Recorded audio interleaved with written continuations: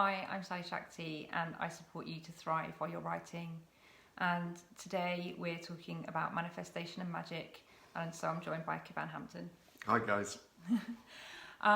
Today's topic is curiosity as a practice for manifesting abundance. And I guess I'd like to start by talking about the lockdown conditions that we're all, most of us are experiencing and have been for a while. My practice has been to start exploring what my freedoms are, what choices can I make, and what creativity can I bring to these externally constrained conditions. One of the ways I'm doing that is started a new poetry project that involves using constraint-based poetry and interacting with that through my own free expression. And that led me to thinking about ways in which I can engage creatively with these constrained conditions. This led me to a question which has become the basis for my practice in the last few weeks, particularly. And the question is, what happens if I, and then whatever. Beginning to look at creative opportunities for co-creativity in life and manifesting the abundance and the life that we choose to live as, in a way, a game, certainly an inquiry. I guess that's the word I would use, an inquiry. So that inquiry can be the basis for any decision I make or any action I take. What happens if I? And it enables me to begin to let go of attachment or aversion to particular outcomes. It gives me a sense of freedom, a sense of curiosity, and a sense of play in bringing my co-creativity to play in a world that is constantly being created and co-created by each and every one of us. So it enables me to feel or experience a sense of freedom within constrained conditions, because I'm opening up my curiosity and my possibility for creative play by constantly asking myself the question, okay, what happens if I do this? What happens if I do that? And approaching that as an inquiry rather than as a goal-orientated activity. Yeah, thank you, Sally-Shakti. Yeah, I completely agree with that. I think curiosity is a great tool to use in order to really explore opening up and finding out where our edges are regarding the constraints you were just previously talking about, regarding where is my edge about inviting more abundance into my life and creating further manifestation by really going into maybe the discomfort or the aversion to certain situations, scenarios, sensations. Maybe that might be engaging with issues in the past or avoiding certain situations or circumstances in the present. Yeah, so you mentioned about going into the edges of discomfort, Kevan. Thank you. That draws me into this week's journaling and Shakti practice. For a journaling practice, I would really encourage you to be with those edges of discomfort and to write through those, allowing them to be witnessed, allowing yourself to witness those edges of discomfort without judgment and without censorship. Where are your edges of discomfort? Where are you feeling that discomfort? Because that's where your growth is. So for me, there's been a lot of discomfort around growth, around inviting financial abundance. Many people can feel very uncomfortable around inviting financial abundance into their life because the capitalist model that we've been working with makes financial abundance seem and feel very unappealing if you have certain social and political outlook on life, and ethical, I would add. So I've had blocks and resistance and discomfort around growing into greater financial abundance, and these have been related to growing into a greater sense of myself, raising my own vibration.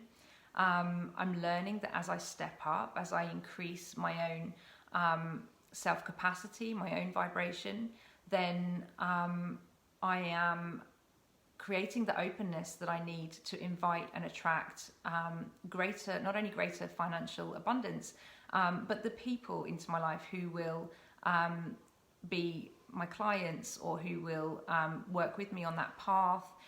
The doors start to open, but I have to meet the edges of resistance for those doors to open, because the edges are where my limitations are. And those are the edges that I can work with to grow through. So again, as we spoke about when we were speaking first of all about gratitude and generosity, taking ourselves to the edges of discomfort, taking ourselves to a place where we meet with the challenges and we witness what's arising. So Kevan and I were talking about between ourselves earlier, the physical, witnessing what arises physically when you meet an edge of discomfort. Where do you feel that in your body? What does it feel like? Where does it take you in terms of memory, childhood trauma?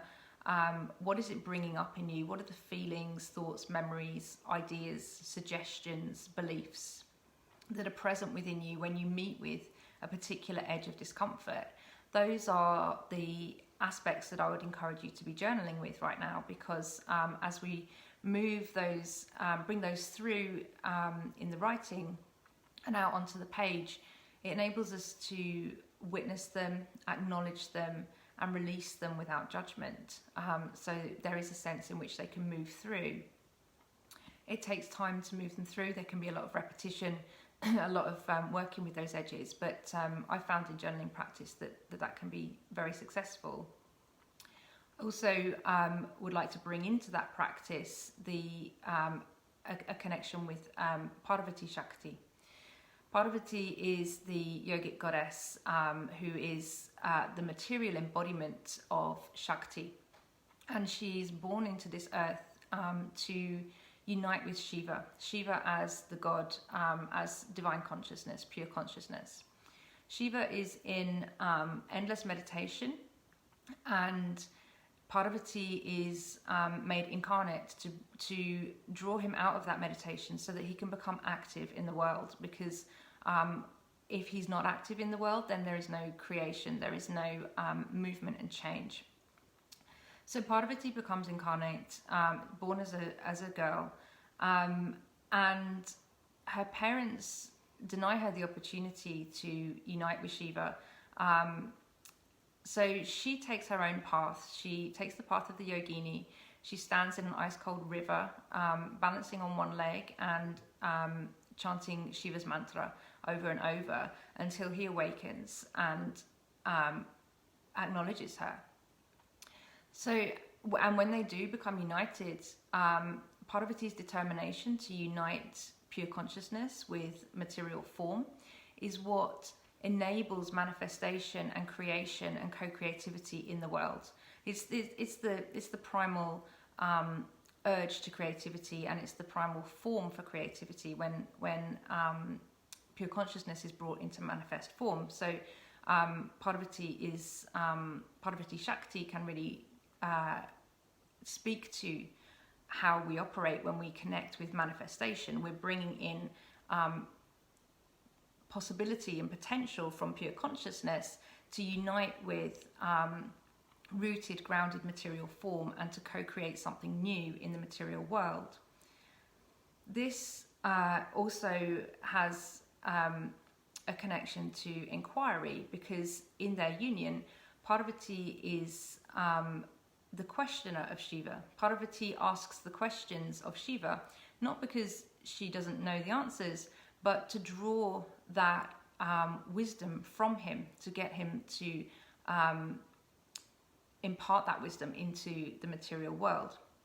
So to connect with Parvati Shakti, the mudra that I use is Hakuna mudra or sphere mudra. It's a very simple mudra. The fingers are joined at the tips and the thumbs are joined. Often this is a spontaneous mudra that people adopt when they're thinking, because it brings clarity of mind and it can prompt answers to questions, as Parvati does with Shiva. It also embodies the union of the left and right hemispheres of the brain. So we get a sense then of the union between the masculine and feminine, embodying that union between pure consciousness and material form, again, which is key for manifestation in the material world.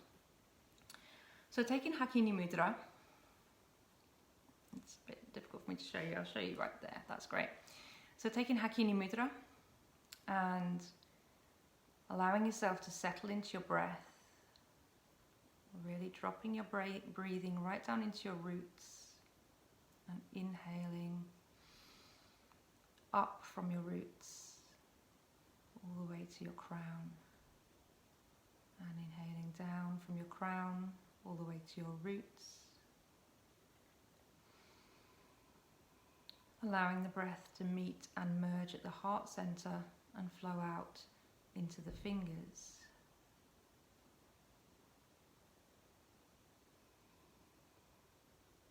So the in-breath draws up and in from the root and the crown, and the exhalation expands that energy out through the heart to the fingertips.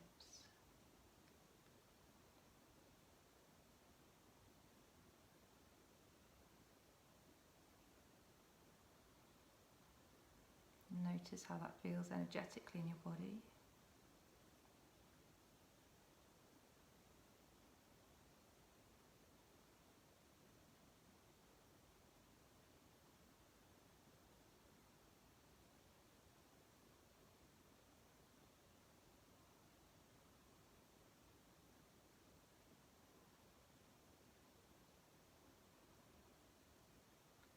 Parvati mantra is the mantra of union between Shiva and Shakti. Om Namah Shivaya, Om Namah Shivaya.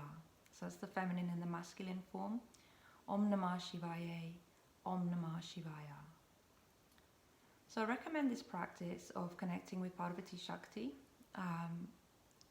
for maybe up to 5 minutes with the breathing practice at the beginning of any journaling practice. And the journaling prompt would be to explore what sensations, thoughts and beliefs are arising when you meet your edges of discomfort, physically, mentally, emotionally and spiritually.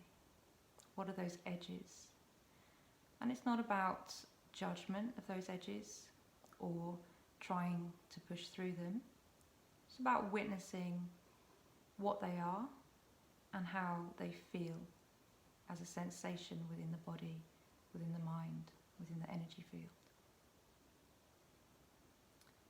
At this time during lockdown in particular, I really recommend connecting with the breath for as long as possible in this practice. Breath can help us to ground into materiality, settle our energy, and in relation to this practice, open up the spaces for possibility and curiosity. When you're ready, releasing Hakuna Mudra and releasing the breath. I'm going to invite Kevan to talk about curiosity as opening for possibility. Thank you. So, through my own practice of curiosity and using that in terms of my process, I've really found that curiosity is a great way, as I stated earlier, of opening up and exploring where the edges are in terms of what I experience. For example, I have gotten into a process for quite some time now of taking a cold shower in the morning. Preceding that, I take a hot shower and then I move into a cold shower. For me, what that brings up, it brings up a lot of mind chatter about all manner of different excuses that I'm thinking of why I shouldn't have a cold shower and essentially avoiding the experience. But I've noticed over a process of time, in terms of getting curious about what my mind says and how that influences in terms of what I do, I've noticed the more that I actually stay with my objective and take the cold shower at the end of the hot shower, I notice that there is a diminishing effect in terms of my response. That essentially having a cold shower is just another experience, and it helps me to really become embodied and feel more enlivened to start the day. So that process has really taken me into an opening of being more embodied, of seeing that what my experience is isn't a culmination of what my thoughts tell me it will be. And also, we've been talking about this session this morning and how that applies to wealth creation and manifestation. And for me, a similar template for that is regarding kind of skill acquisition and sense of, I've been practicing wealth creation and manifestation of abundance now for pretty much 20 years. And what I've noticed is when reviewing my process, I've noticed that it started off with essentially identifying that I wanted something different than I was experiencing in my late 20s and early 30s regarding my own financial position and wider state of manifestation of abundance. Excuse me. So what I did was I got curious about what potentially that could look like for me, and I had a whole host of different dreams, fantasies, images that I was conjuring at the time. But slowly and surely that really took me on a process of honing down what it is that I wanted, and then dealing with the edges of emotional response, those edges being emotional response, psychological response, the responses that really reflected the messages that I was giving as a child, regarding, impoverishment and, is this too much to ask? But slowly, surely that took me on a process of skill acquisition that actually led me to creating space, creating potential, through knowledge, through awareness, through spotting opportunities, to then create that space and allow that manifestation of abundance to come in.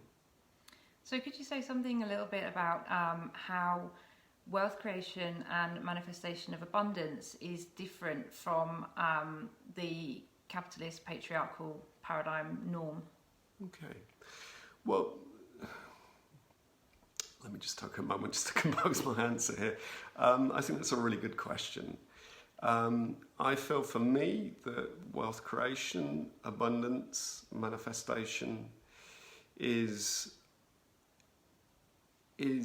different from the current paradigms in terms of patriarchy and capitalism in the way that I interact with those and what that means for me in terms of my own process of personal development.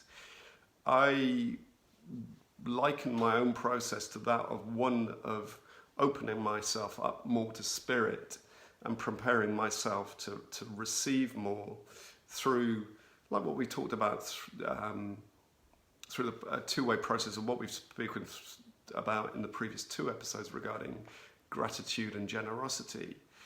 So it's a two-way process as opposed to one of extraction that is both in and of itself an interaction more as an energetic exchange, and that of an exchange with spirit, with life force, with energy.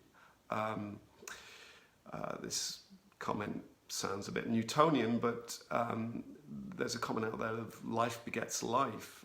Essentially, one of the more that you create, the more space that you open, the more possibility there is for creation in the greater good of the collective, and that essentially allows more growth, healing, openness, and interaction and trust with the general flow of life. Thank you. So I want to talk a little bit about that energetic exchange as a form of embodiment and as a form of experiencing pleasure and joy. The more open I have allowed myself to be to experiencing pleasure and joy and sensation and sensuality, the more I've become in touch with that openness to invite and create manifestation. There is an energetic center at the sacrum, the sacral center, the second center, where the sexual energies are, that is vital for manifestation and creation. And so the more open and less blocked and traumatized the sacral chakra is, the more openness to manifestation and the more potential for creativity and co-creativity I can invite into my life, and I can experience on a daily basis. This idea that Kevan mentioned of life begetting life, how much can I open up to experience life, to feel life? And so in the journaling practice, I was talking about allowing myself or yourself to experience the fullness of life, to write out and write through what are my blockages to manifestation, what is the physical, mental, emotional and energetic experience of meeting with my edges, and how do I grow beyond those edges to accommodate something larger than myself, to bring in newer possibilities and openness for creation and co-creativity. In an embodied practice, what that can look like is feeling sensuality. So we've spoken a lot about walking on the earth barefoot, and if you have the opportunity to do that, then it's a real blessing, and still really encourage that. If you're isolated by yourself, you may really be missing physical contact, physical touch. Maybe that's intimate touch, maybe it's just a hug from a friend or a family member.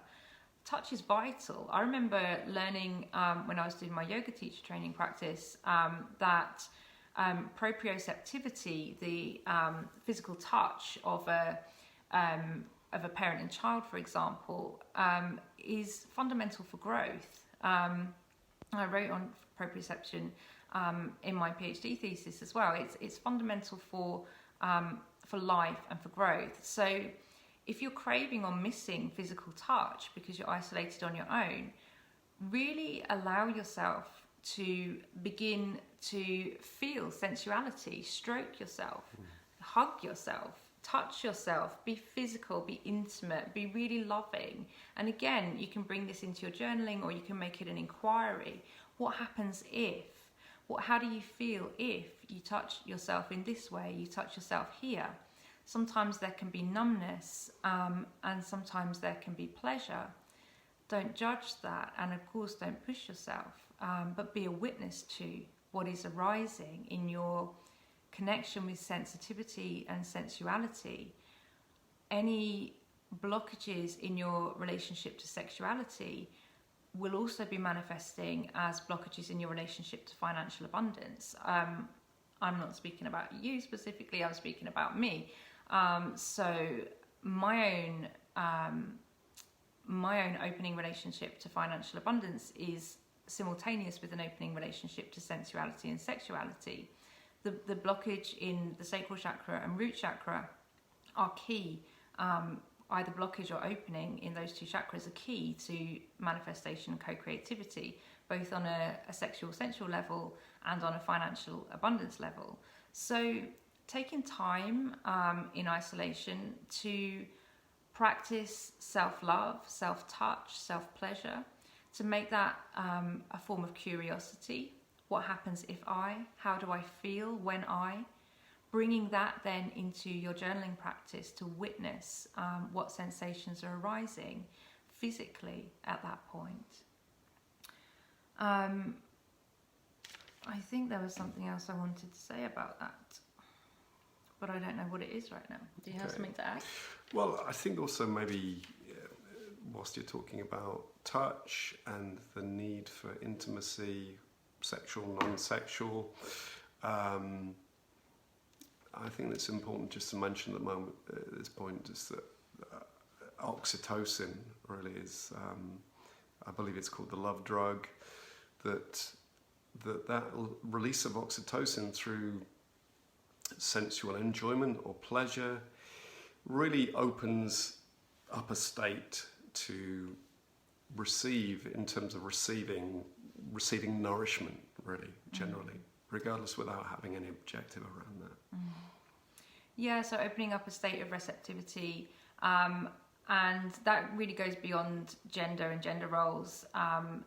Really what we're moving into in this new paradigm is embodying the masculine and the feminine within ourselves, so that we become strong and full and complete and whole. So that sense of receptivity within, for example, a sexual relationship, goes beyond gender roles, and it's about opening and openness to what comes and what's possible. This is then fundamental energetic state from which to experience manifestation and to participate in co-creativity. You want to add anything? No, just sort of curiosity really is a changing of one's, is a means of changing one's energetic state and hormonal state as well. That allows us to feel more balanced and explore receptivity and a general increase in responsiveness to life. And I guess for me, energetically and emotionally, that openness comes from letting go of the restriction that can be created when I'm grasping after a particular outcome. I did a lot of work on this in the last 3 months of last year. My journaling was pretty much completely focused on moving through this codependence and attachment to outcomes that I was constantly projecting forward to a particular outcome, and that creates a lot of constriction and a lot of constraint in my own energetic field. My example is that I'd been working on my PhD for 4 or 5 years.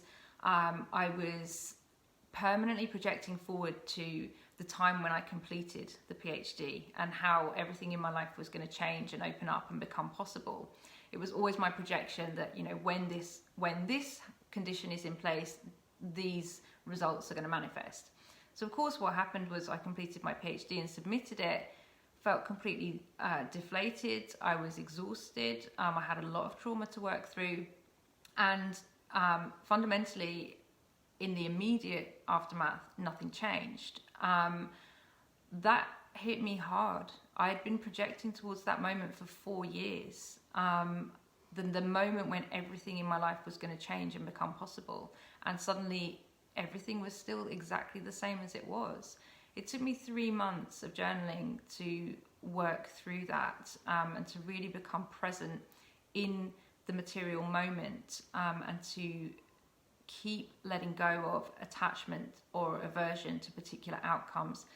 That in itself creates an energetic constriction. So if my manifestation practice is based on grasping towards a particular outcome, then there's energetic constriction around that. If my manifestation practice comes from a rootedness in the earth and an open inquiry at my heart, what happens if, then suddenly there is openness, there's possibility, there's space to move, and there is potential to play with. There's possibility for co-creativity. I guess that's the main point of today's topic. And maybe I'd just like to finish by speaking particularly about financial investment, speculation, having a diverse portfolio, because curiosity and speculation come from the same place. So when we're moving from that energetic place of open inquiry, then we can bring that into a financial portfolio to work with actual physical wealth creation. I just want to throw in a phrase here: finding an edge that's playable. And I'm going to pass that over to you. Thank you. Finding an edge that's playable. For me, that speaks to what are my interests? What is it that I want to see, that I want to bring into this world? What world do I want to see unfold in front of me? At the moment, we're moving through great changes, and I believe we're being offered ways and means in terms of facilitating a change, who knows what the outcome is going to be. I mean, there's a rise in interest of cryptocurrencies in terms of more ethical businesses that are putting more emphasis in terms of a value exchange as opposed to a straight extraction of profit, extraction of resource model, peer-to-peer lending. I make no bones. I'm not a financial advisor, so please don't take this as a financial advice. But there is loads of possibilities in terms of finding different edges here, and that edge being, for me personally, the way that I interpret that is where do I want to go? What do I want to manifest here? What do I want to call into? What do I want to call into play and actually see in terms of taking physical and material form? And I guess we spoke about that last week when we were talking about generosity in terms of what do I want to call in here. We're thinking very much ourselves about investment in ethical and sustainable, often local companies who are doing things in a different way and who can benefit from the wealth creation and manifestation that we generate. Our living circumstances at the moment, we are working within a community to support them financially in ways that enable us to share our gifts by serving others who we choose to support and who are bringing in a new way in this time of real openness. This for me really is a time of curiosity. Everything is in play. Everything is possible right now. It may not look like it on the outside, but working through this practice, finding where your edges are, coming into contact with what are your choices and what are your possibilities for creative play within these constrained conditions. Really, I feel everything's at play. Everything is possible and everything is open for reinterpretation, realignment, recreation and co-creation. And really take notice of, what those reactions that you feel when you get curious. And that's your journaling practice. So I think we've said enough. Yeah. Thank you very much, guys. Get curious. Take care. Lots of love.